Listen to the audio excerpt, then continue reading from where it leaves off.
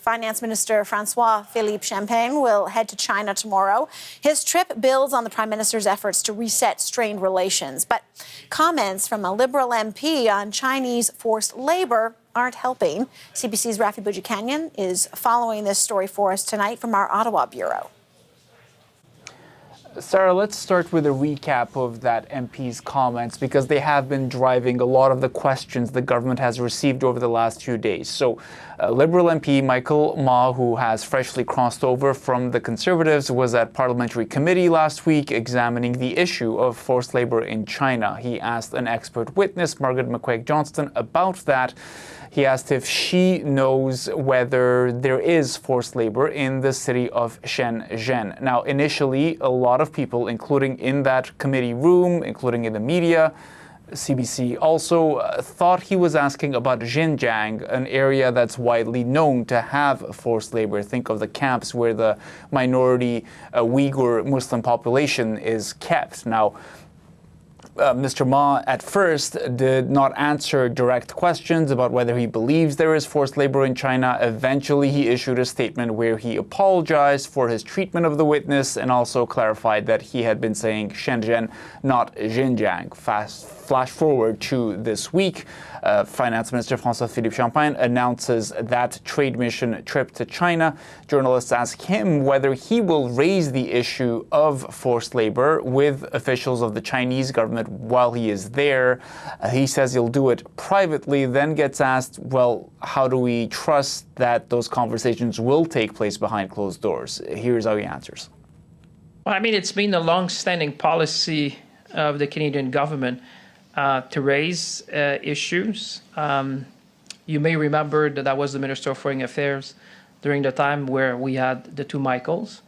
I've always stood for the rule of law and defending Canadian interests. I did it then, and I will do it today, and I will do it tomorrow. Now, that case he's referring to, Michael Kovrig and Michael Spavor, I mean, their detention was widely publicized. There was an entire civil society effort around getting them out of that detainment. So it would have been difficult for the government to not speak out publicly, at least somewhat, on that issue. And of course, it also took place in a different era where the Canadian government was not so seized with an urgent trade diversification effort that it is now trying to undertake given the ongoing trade disputes with the U.S. The Prime Minister was asked if he was going to attend a fundraiser tonight with Michael Ma. Will he?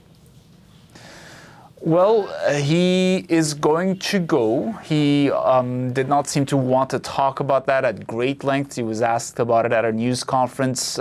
First, if he thinks that there should be some kind of effort to, or consequence rather, for Michael Ma's comments, and then if he would attend this event. Here's how he answered.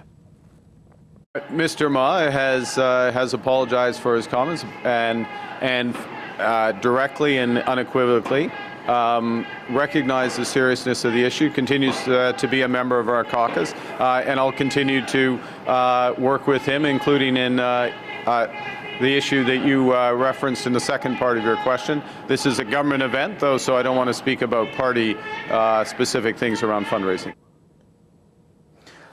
Carney is likely to continue to get questions about this. Certainly, the opposition Conservatives have not been shy. Here's what their foreign affairs critic, Michael Chong, wrote to the Prime Minister in part in a letter. We'll put that up for you on your screens while I read it to you.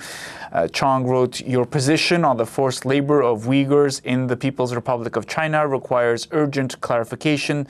Do you assess that Uyghur forced labor has and is being used in the People's Republic of China? Did you proactively raise the issue of human rights with People's Republic of China officials during your recent visit?"